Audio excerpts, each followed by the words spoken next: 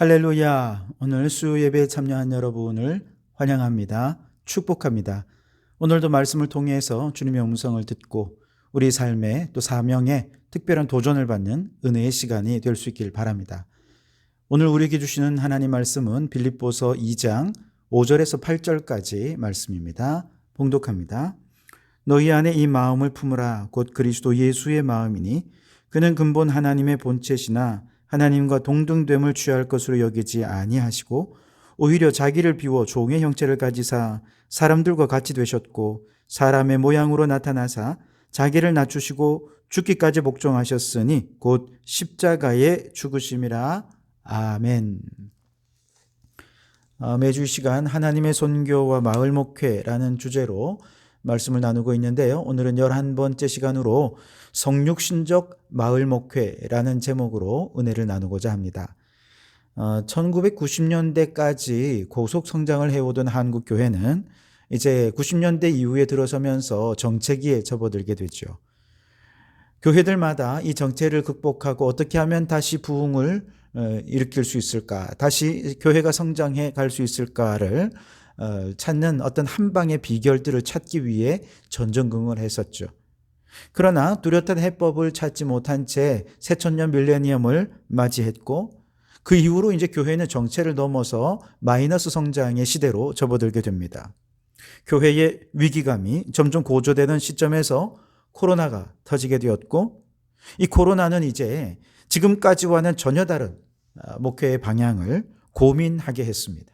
다시 말해서 교회의 성장을 위한 방법을 찾기보다 그 전에 먼저 올바른 교회론을 새롭게 정립하고 그 토대 위에 목회적인 전략과 방법을 새롭게 수립해 가야 한다는 도전을 이 코로나가 한국교회에 준 것입니다. 지금까지 교회는 교회 성장을 위해 무엇을 얼마나 했느냐라고 하는 행위론적인 관점을 가져왔지만 이제 그 교회의 성품과 태도가 어떠냐라고 하는 존재론적 관점으로 전환이 필요하다라고 하는 것을 발견하기 시작했습니다. 분명히 지금까지 교회는 다양한 선교와 봉사의 활동 등 굉장히 의미 있는 활동들을 많이 했고요. 이 일을 위해 수많은 재원이 투자되었고 또 봉사자들의 헌신이 있었습니다. 그럼에도 불구하고 안타깝게도 그 사역을 통해 복음의 능력이 세상에 나타났느냐? 그렇지는 않은 것 같아요. 오히려 교회가 세상으로부터 복음의 능력을 의심받는 그런 처지에 놓이게 되었죠. 교회의 선교나 봉사의 행위가 문제가 있었는가? 그렇지는 않다는 것입니다. 그러나 그 선교와 봉사를 어떤 성품, 어떤 태도로 했느냐 하는 것에 더 큰 문제가 있었다라고 하는 것을 깨닫게 된 것이죠. 다시 말해 선교나 봉사가 하나님 나라를 위해 행한 것이 아니라 단지 교회의 성장을 위한 수단으로 그 일들을 행했다는 것이죠. 그러다 보니 다양한 선교 활동과 봉사 프로그램은 대부분 시혜적인 차원에서 행해졌고 그 결과 복음의 능력이 나타나기보다 교회의 이름이 더 많이 드러나게 되는 결과를 낳게 되었죠. 여러분, 사람들이 이거 모르겠습니까? 오늘날 세상은 교회보다 더 부유해졌습니다. 사람들의 의식과 지식의 수준이 얼마나 높아졌는지 모릅니다. 옛날에 가난하고 배고플 때는 교회에서 빵 한 조각 얻어먹는 것 때문에 교회에 출석하는 게 그렇게 즐거웠어요.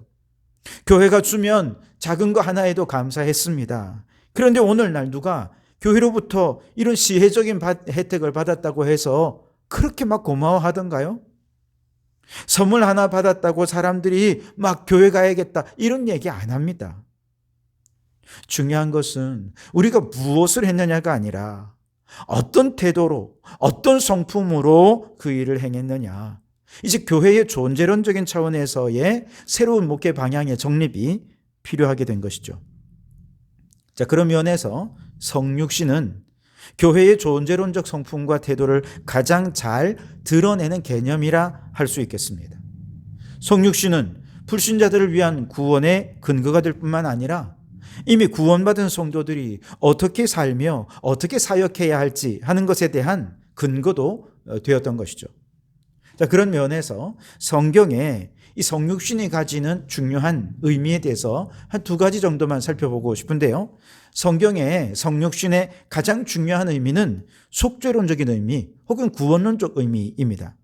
요한복음 3장 16절 17절에 하나님이 세상을 이처럼 사랑하사 독생자를 주셨으니 이는 그를 믿는 자마다 멸망하지 않고 영생을 얻게 하려 함이심이라 그랬습니다. 하나님께서 죄인을 구원하시기 위해 그 아들을 내주셨고 그 아들을 보내신 것, 이것이 성육신이죠. 로마서 8장 3절 말씀에 자기 아들을 죄 있는 육신의 모양으로 보내셨다라고 말씀하십니다. 갈라디아서 4장 4절에는 때가 차매 하나님이 그 아들을 보내사 여자에게서 나게 하시고 율법 아래에 나게 하신 것은 율법 아래에 있는 자들을 속량하시고 우리로 아들의 명분을 얻게 하려 하심이라 그랬습니다. 하나님께서 죄인을 속량, 곧 죄사함, 구원을 얻게 하기 위해서 자신의 아들을 성육신하여 보내신 것입니다. 그 성육신의 의도를 가장 잘 실현한 사건이 바로 십자가에서 피 흘려 죽으신 십자가 사건이었던 것이죠. 그래서 여러분, 성육신은 구원의 사건이요 속죄의 사건이다라고 하는 점에서 매우 중요한 사건이죠. 뿐만 아닙니다. 오늘 본문에서 예수님의 성육신의 또 다른 의미는 자기 비움이다, 이렇게 말씀하고 있습니다. 자, 먼저 고린도후서 8장 9절 말씀을 좀 찾아보겠습니다. 우리 주 예수 그리스도의 은혜를 너희가 알거니와 부요하신 이로써 너희를 위하여 가난하게 되심은 그의 가난함으로 말미암아 너희를 부요하게 하려 하심이라 그랬습니다. 하나님이신 분이 여인에게서 태어나심으로 가난하게 되셨죠. 은혜의 풍성하신 주님께서 율법 아래에 스스로를 위치시킴으로써 또한 가난하게 되셨습니다. 뿐만 아니라 십자가에서 죽으심으로 자신의 생명까지도 내어주며 모든 것을 드리는 가난한 자가 되었죠. 이렇게 내어주신 가난함의 경험은 예수님의 자발적인 선택에 의해 이루어진 것이었죠. 오늘 우리가 읽은 빌립보서 2장 6절로 8절 말씀에 보시면 그는 근본 하나님의 본체시나 하나님과 동등됨을 취할 것으로 여기지 아니하시고 오히려 자기를 비워 종의 형체를 가지사 사람들과 같이 되셨고 사람의 모양으로 나타나사 자기를 낮추시고 죽기까지 복종하셨으니 곧 십자가에 죽으심이라. 아멘. 성자 예수님은 원래 거룩한 신성을 가지고 계시고 하나님과 동등한 본체를 가지셨지만 모든 신적인 특성을 다 포기하시고 인간이 되셨습니다. 앞서 죄인을 속량하기 위해 인간이 되신 성육신은 구원론적인 관점에서였다면 자신의 모든 신적인 권리와 신적인 특권을 비우고 낮추신 것은 바로 성육신의 선교적 관점이다, 이렇게 말할 수 있습니다. 하나님께서 인간의 몸을 입으시고 인간의 삶의 현실 안으로 뚫고 들어오시는 이 사건, 성육신은 근본적으로 문화적인 경계를 넘어서 상대방의 삶의 세계 속으로 들어가는 선교를 의미함을 우리에게 보여주는 매우 중요한 사건이다 할 수 있습니다. 이러한 성육신적인 선교는 근본적으로 성품으로부터 시작되어야 합니다. 예수님께서 죄인을 위해 자신의 권리를 포기하시고 낮추시고 그리고 자신을 비우신 이 모든 성품, 여기서부터 하나님의 선교는 시작이 되는 것이죠. 권력의 도시 예루살렘이 아니라 보잘것없는 시골 마을인 베들레헴 마국간에 나신 것, 왕족이나 지배계급이 아니라 가난한 목수의 아들로 태어나신 것, 그분이 집중적으로 활동했던 곳이 사회정치적으로 가장 변방에 속하는 저 갈릴리 지역이었던 점, 또한 그가 만난 사람들은 다 깨지고 병들고 가난하고 죄 많은 사람이었다는 점, 이 모든 것이 예수님의 성육신적 성품을 의미하는 것이고 이러한 성품이 모든 예수님의 선교의 출발점이 되었던 것이죠. 마찬가지로 오늘날 교회와 제자들도 예수님과 같은 이 존재론적 성품을 가지고 이 성품에서부터 선교는 시작되어야 하는데 이것을 우리는 성육신적 선교라 그렇게 말하는 것이죠. 하나님께서 예수님을 선교사로 이 세상에 보내신 것처럼 예수님도 그 제자들인 우리들을 이 세상에 선교사로 보내셨습니다. 선교사로 오신 예수님은 성육신적 선교로 낮고 천한 자들을 섬기시며 죄인을 구원해 주셨던 것처럼 교회도 역시 낮고 천한 자들, 죄인들, 그들을 섬김으로써 성육신적 선교 사역을 감당할 수 있어야 하는 것이죠. 무엇보다도 이 성육신적 선교가 마을 목회 속에서 어떻게 실현될 수 있는가, 이 과정에 대해서 중요한 개념 몇 가지를 칼바르트라는 신학자가 정리해주고 있는데요. 세 가지로 정리해주고 있습니다. 우선 첫째는 이해라고 할 수 있습니다. 성육신의 정신을 가지고 복음의 대상을 향해 나아가려는 교회와 성도들이 가장 먼저 해야 되는 일은 그들을 이해하는 것이라는 거죠. 교회 중심적 또 자기 중심적 관점을 버리고 상대방의 입장에서 생각하고 판단할 수 있어야 한다는 것이죠. 요한복음 10장 14절 15절 말씀에 보면 예수님께서 이렇게 말씀하셨습니다. 나는 선한 목자라. 나는 내 양을 알고 양도 나를 아는 것이 아버지께서 나를 아시고 내가 아버지를 아는 것 같으니 나는 양을 위하여 목숨을 버리노라 말씀하셨습니다. 예수님께서는 예수님의 선교의 대상인 이 세상에 대해 그의 양들에 대해 너무나 잘 알고 이해하셨고 그래서 그들을 위해 희생하실 수 있었던 것이죠. 마찬가지로 오늘날 교회와 성도들도 우리가 속한 이 마을 사람들에게 복음을 전하고 이 마을 위에 하나님의 나라를 이루어 가기 위해서 제일 먼저 해야 될 것은 이 팔룡동이라는 마을 사람들이 어떤 삶의 상황에 처해 있는지 정치, 경제, 사회, 문화, 심지어 기후 환경적인 조건들을 다 포함하는 삶의 환경에 대해 그들을 이해하기 위한 노력들이 필요한 것이죠.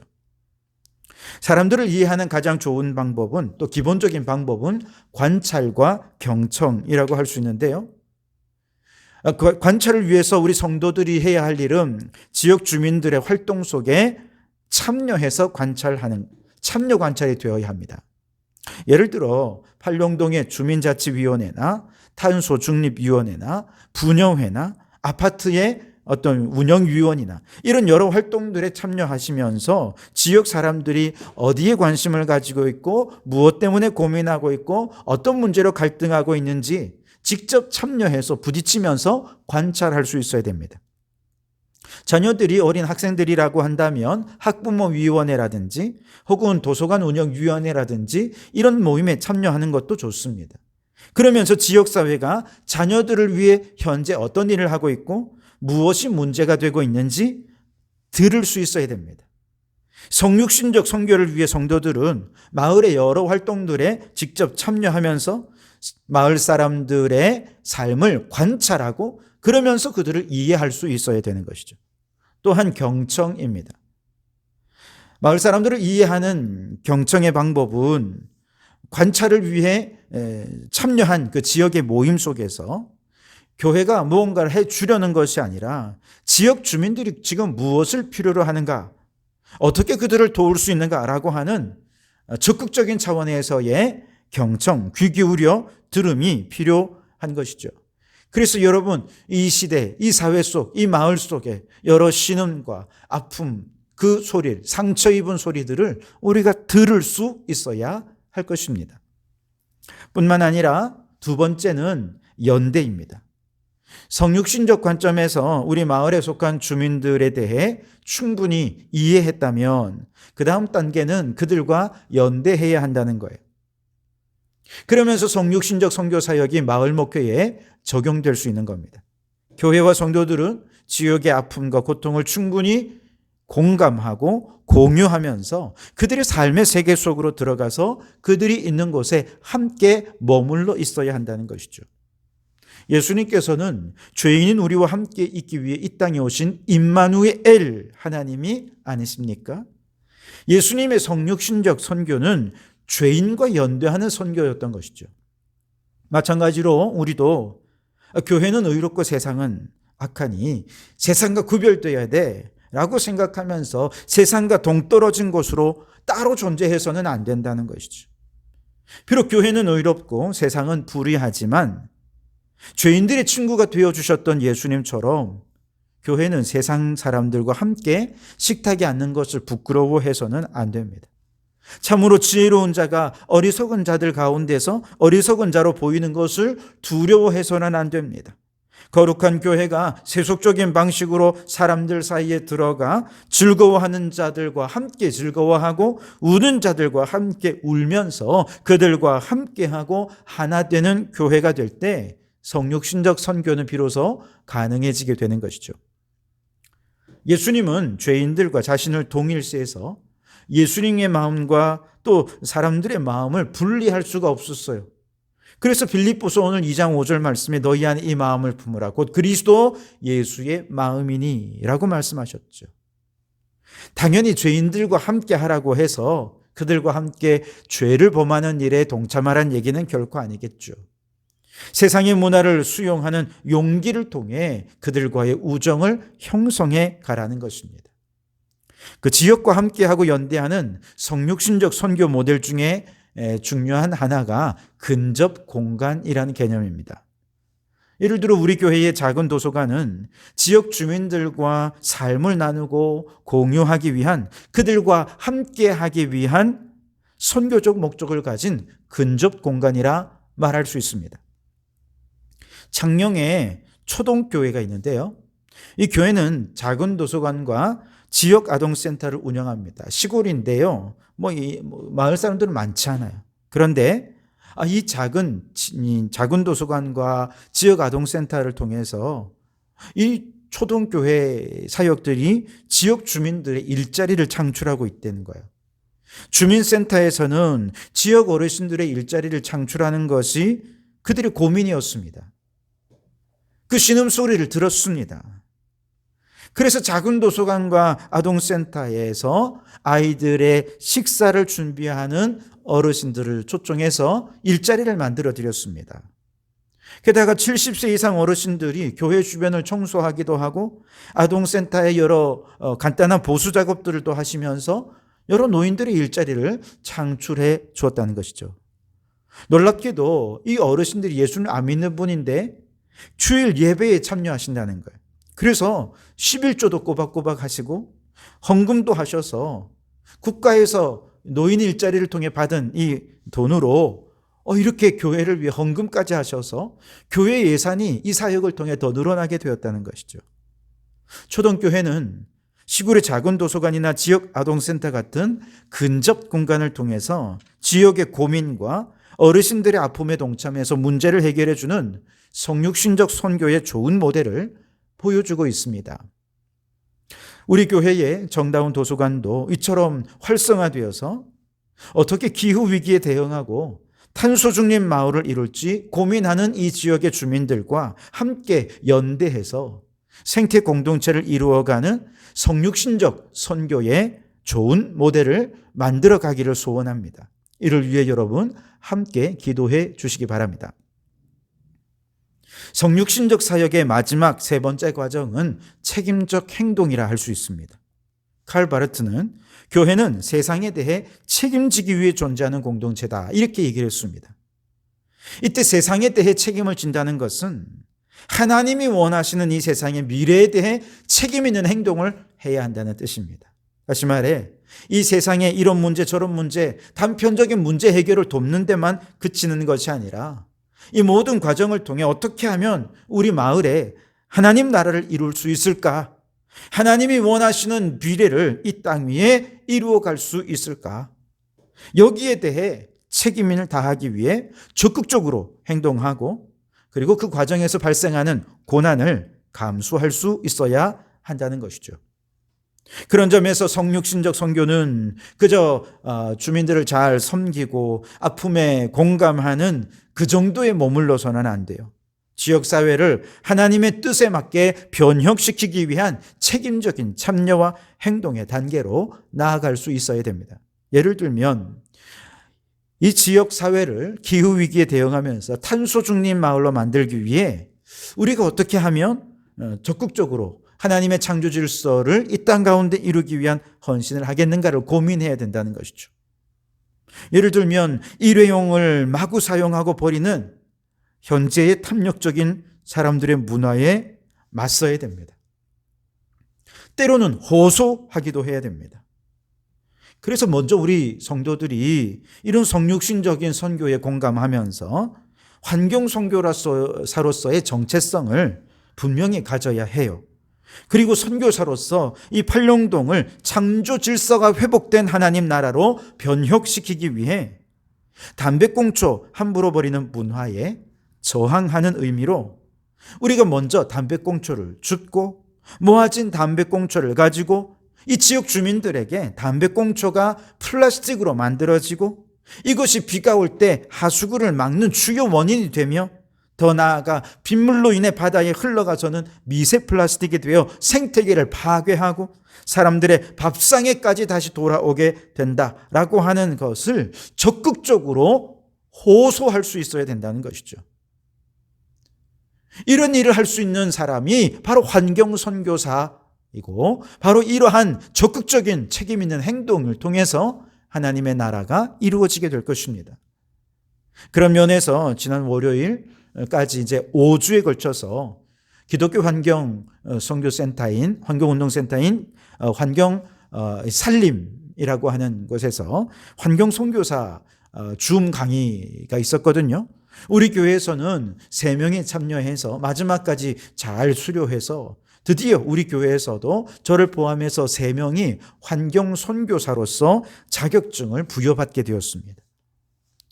이분들이 시작이 되어서 먼저 우리 성도들이 환경 선교사라고 하는 정체성에 각자가 다 눈뜰 수 있어야 됩니다. 그리고 선교사로서 이 땅의 창조 질서 회복을 위해 보다 변혁적이고 책임적인 활동을 함께 감당하고 실천하면서 우리가 살고 있는 이 팔룡동이 전국에서 대표적으로 탄소 중립 마을, 플라스틱 제로 마을로 변화되고 영적으로는 창조 질서가 회복되는 마을로 변혁될 수 있기를 간절히 소망해 봅니다. 여러분, 그리스도의 몸된 교회라면, 주님의 백성이라고 한다면 예수님이 성육신적인 삶으로 선교 사역을 감당했던 것처럼 우리도 제자로서 예수님처럼 성육신적인 인격과 성육신적인 삶으로 선교 사역을 감당해 나가야 하겠습니다. 예수님은 신과 인간의 경계를 넘어 육신을 입고 이 땅에 오셨는데 우리는 과연 사회문화적 경계를 넘어서 얼마나 복음이 필요한 자들에게 다가가고 있는지요? 예수님은 신으로서의 모든 권리를 포기하고 인간의 몸을 입고 이 땅 가운데 오셨는데 우리는 하나님 나라를 위해 현재 우리가 누리고 있는 삶의 안락함을 얼마나 포기할 수 있는지요? 이제 우리의 신앙은 그저 머리로만 아는 신앙, 교회 안에만 머무는 신앙, 교회 성장만을 위한 신앙을 넘어서 말씀이 육신이 되어 지역 안으로 들어가는 신앙, 지역사회 안에서 우리의 인격과 삶을 통해 하나님의 나라를 이루는 그런 신앙이 될 수 있어야 하겠습니다. 우리 성도교회 모든 성도들은 환경선교사라고 하는 분명한 정체성을 가지고 우리의 성품과 인격을 통해 말씀이신 예수님을 보여주고 증거할 수 있어야겠습니다. 그래서 예수님을 믿지 않는 사람들조차도 말씀이신 예수님을 나의 인격을 통해 만나게 되고 예수님의 사랑을 그들이 나를 통해 경험하게 되고 함께 연대하고 책임있게 행동함으로써 하나님의 창조 질서를 회복된 하나님의 나라를 바로 이 팔룡동에 이루어지게 될 때 여기에 진정한 부흥이 있고 하나님이 꿈꾸시는 미래가 있게 될 줄 믿습니다. 우리 성도교회가 우리 모든 성도들이 이 귀한 사역에 함께 협력하는 하나님의 성육신적 선교로 마을 목회를 온전히 이루어가는 우리 성도교회가 되기를 주님의 이름으로 축원합니다. 기도하겠습니다. 예수님께서 하나님의 파송을 받아서 인간의 몸을 입고 이 땅에 선교사로 오신 것처럼 우리도 예수님의 파송을 받아서 세상 속에 성육신적인 선교 사역을 감당하게 해 주시옵소서. 우리 마을과 사람들을 이해하며 연대하고 책임있게 행동함으로 우리 마을을 하나님 나라로 변화시켜가는 일에 헌신하게 하옵소서. 무엇보다 환경 선교사로서의 정체성을 가지고 하나님의 창조 질서를 회복하는 모범된 마을로 변화시켜가는 일에 우리 성덕교회가 앞장서게 해 주시옵소서. 예수님 이름으로 기도하옵나이다. 아멘.